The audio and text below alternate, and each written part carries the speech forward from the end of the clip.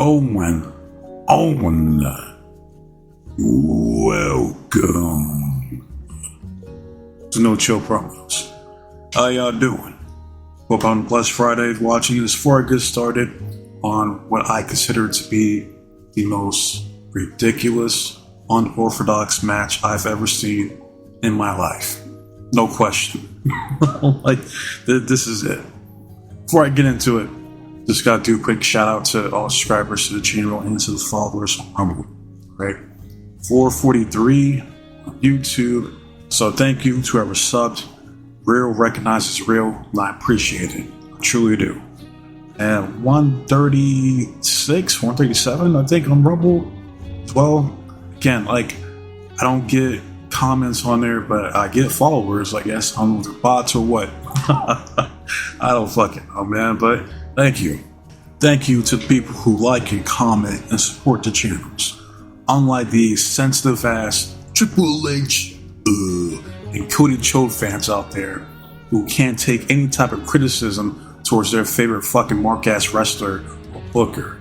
You know, as I find it funny, like, they'll never dispute your argument.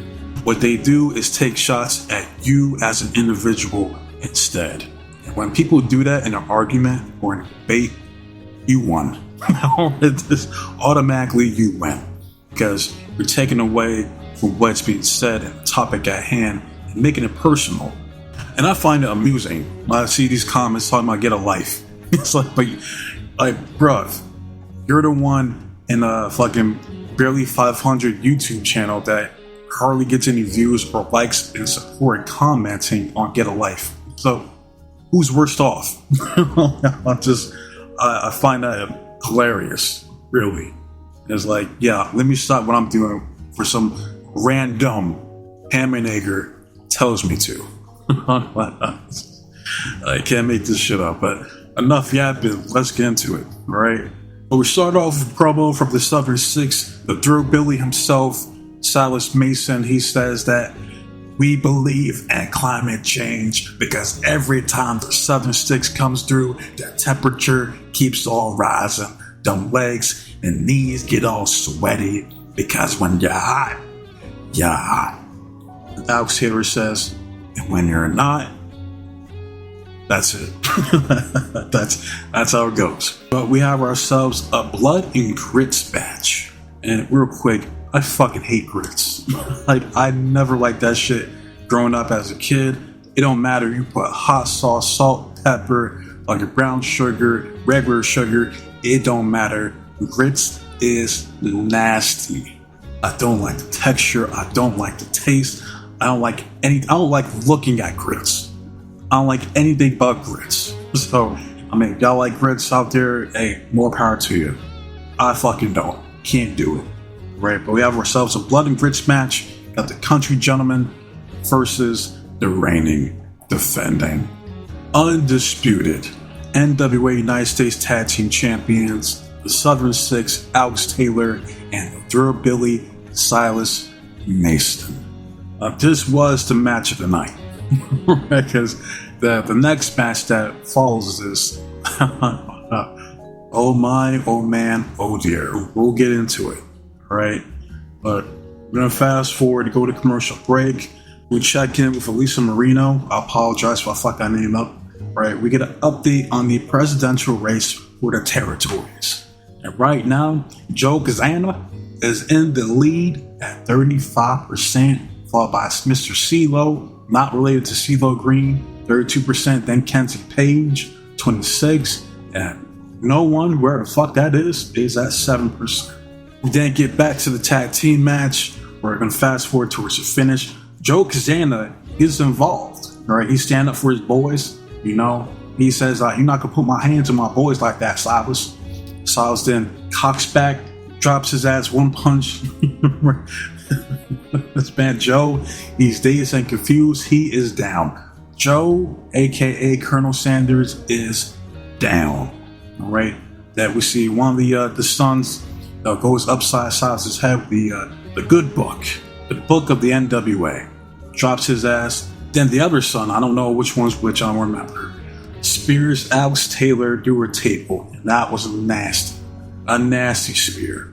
But the finish of the match was Silas hitting, this probably was the best black hole slam I've ever seen. He did like at least three to four rotations off of that.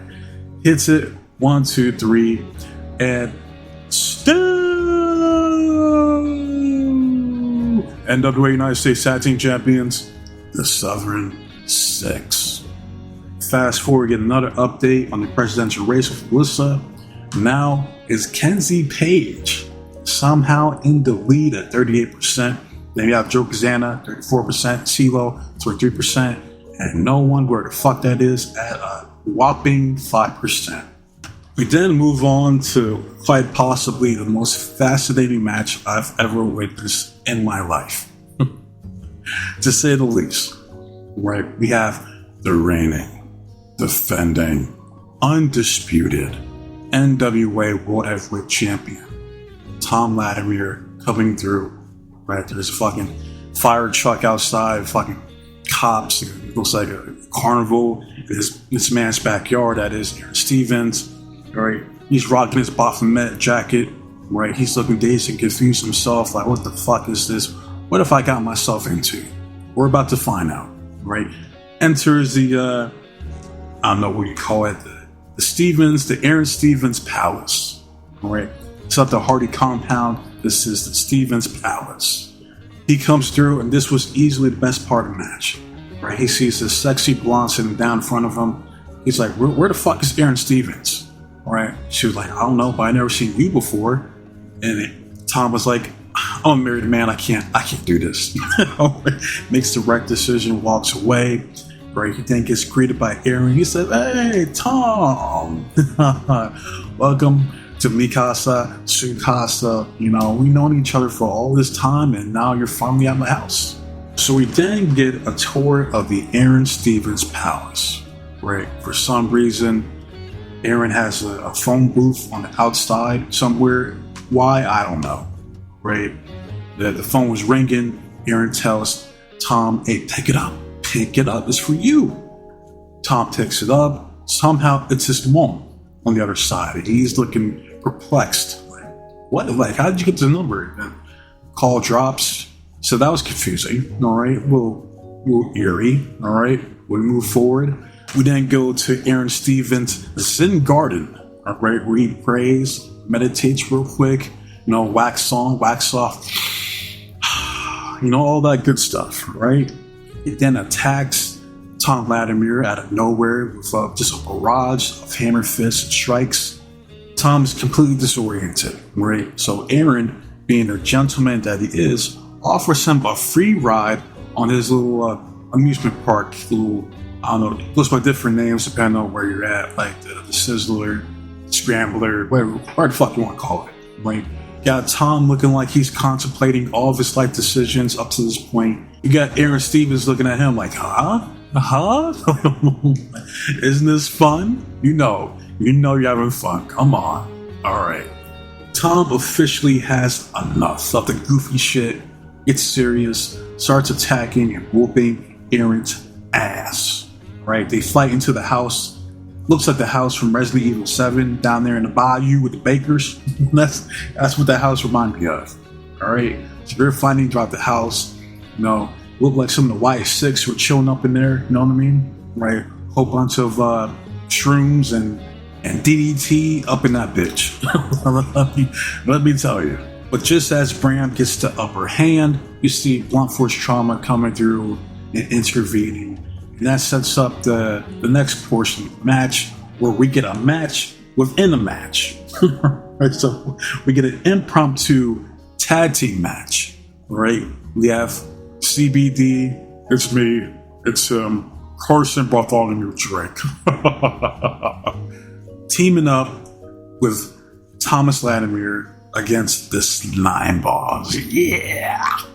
Now, we don't get an official winner because we see Aaron Stevens, he does some of his hocus pocus on the outside, lands a shot onto Tom, and then Tom, he's looking like he's having a seizure. like this dude, like, he's having like the craziest fucking acid trip of all time. All right? Now he wakes up to seeing the Overlord because he's over, man. EC3, Pastor Steve-O. EC3 says sometimes to get the job done, you gotta burn down the ship. Right? We then see Aaron Stevens, captain of the SS McStevens. That's the name of the ship right there. Right? Then it goes into like a Sweeney Todd Productions style musical. And I gotta admit, he was pretty good. I'm not gonna lie to you. I'll let you guys hear for yourself. Aye, mateys! Aye! Well, bust me barnacles! Aye! We have an unworthy seaman. Aye! Farewell and adieu to Thomas our champion. Farewell and adieu, it's the end of your reign. For my time it has now come and you'll be forgotten. But now I put a final end to your soul's pain. Right, the only thing missing was Johnny Depp. Right, so they end up fighting on the ship. Alright, Aaron at one point was whooping Tom's ass. Alright, he's felt good. But takes his eye off the ball. And speaking of balls, we see I always forget this dude's name. Looks like the younger brother of the Young Cucks, like the third unofficial brother, right? Comes through, low blows Aaron Stevens, right? He then goes up to Tom. He was like, I just shaved your ass, Puto. You owe me one, Vato. Right? And then Tom gets up and just drops his ass. The smacks him one. I was laughing my ass off when he did that shit. Yeah, that's fucked up. He did save him, man. He did him dirty.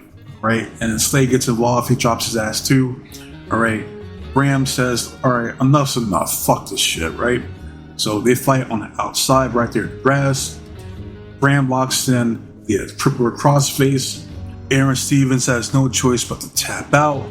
So the winner of the mint julep match, the one most ridiculous, strangest, bizarre matches I've ever seen in my life, and still NWA World Heavyweight Champion Thomas Vladimir. EC3 looks at him. He says, well, there's one way to get the job done. And we see Aaron Stevens looking like Genesis for Final Fantasy VII. Even if the moral is barren of promises, nothing shall forestall my return. Think he's going to get back up, but he doesn't. But before we head on out, get the final update, the results for the NWA Territory President here in 2025 with Alyssa Marino. She announces that Joe Kazana, at a crushing 39%, is now the new NWA Territory President. Right?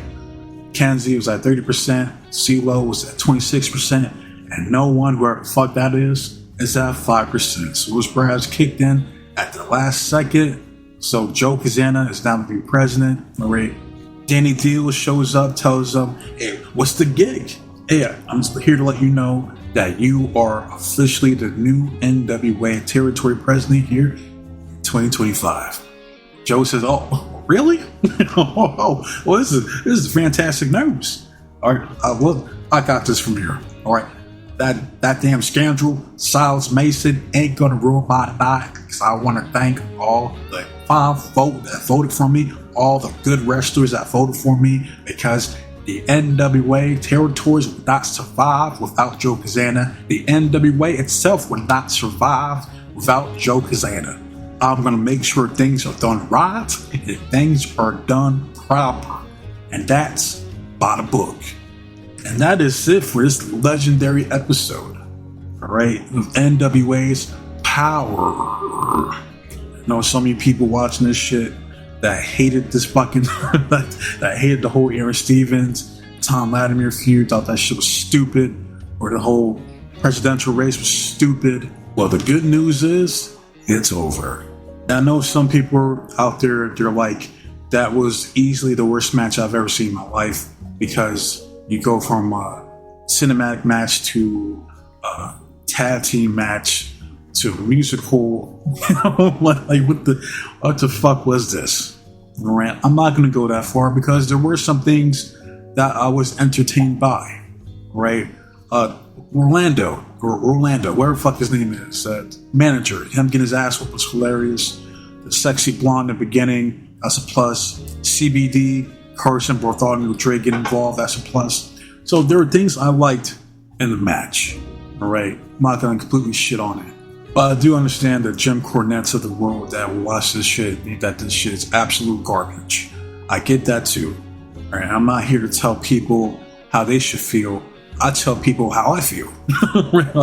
If they care. Which 99% of the internet does not. But it is what it is. Right? So y'all let me know your guys' thoughts on this episode of NWA's Power. Right? Got a few more episodes. Well, actually, I got a lot because we're in August. So I still got fucking June and July to cover. So that's like what? Fucking 8 to 9 episodes, if I'm correct. So we'll get through it. All right. Slowly but surely, we'll get there. All right. But wasting up your guys' time. So with that said, be safe, be blessed, take care of yourself, protect your yours, loved ones. Stay warm, stay dry, stay frosty, but most importantly, trust in God. God be with you. I'm out of here. And until next time, adios.